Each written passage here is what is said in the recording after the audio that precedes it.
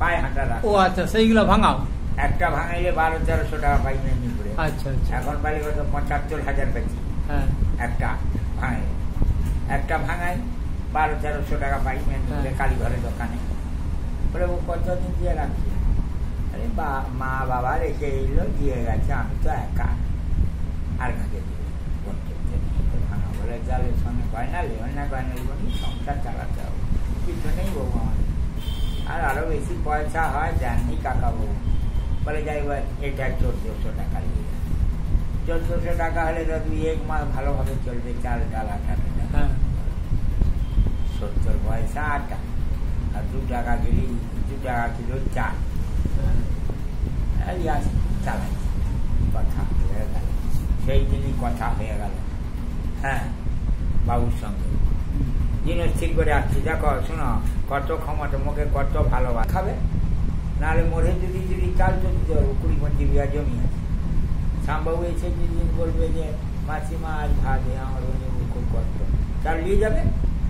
ওই না মাসিমা, চাল ডাল মুড়ি এই জীবনে আমি বৌদি করে দেবো, তোমরা যদি যাও তাহলে 13 তারিখে বিয়ে, একদিন একটা ঠান্ডা কাপড় পরতে পারবেন, আর তোমার বাড়িতে এসে মারতে পারবেন।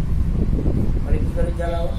বলি ওই তো 5 বিঘা জমি আছে, ওকে আর ঝাড়াবন করবো না, ভালো করে চাষ করবো, কড়াল ধরে হাই করবো, কড়াল ধরে চটিয়ে আমি ঝাড়াবন মেরে রুয়া করে চাষ করবো, এক সমান ধান হবে। তখন তো 7টা দিতে হচ্ছে, এই করে হয়ে বলছে এক সমান ধান এই করবেন, খাই রোজি খেতে পারবেন, তোমার তো 13 তারিখে দাদা গেল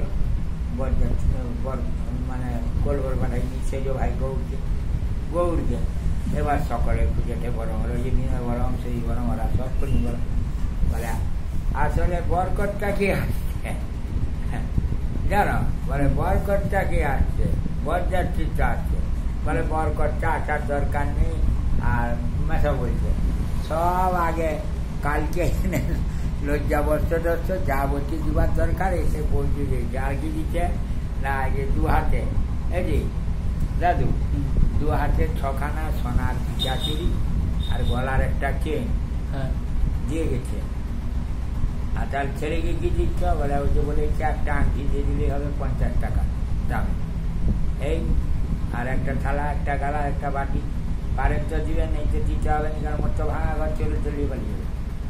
আর ডিশের থালা নাই, সেই আমরা কলা পাতা কেটে তো খাট খাইব, ধুইতেও নেই, মাছ নেই, খেয়ে দিনি, গুড়ি লিয়া ভিজে দিনি, খটকালে দিতে হবে। এই বলে যে আমি কিন্তু কিনছি, দিয়ে দিব। আর মাছের ঝোল খাওয়া যাবে, মুখে রুটি করে খেয়ে 8 জন পাঠাইছি বরযাত্রী, ঘরে ঘরে গ্রামে।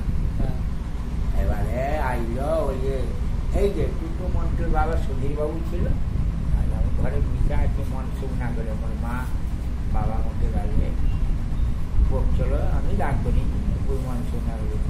আমার মা বললে বাবু তুই কিছু খাবি না, যে বিপদে পড়েছি মা, এখন বিপদ এড়াইতে পারবো কিনা তার ঠিক নেই, খাবো না।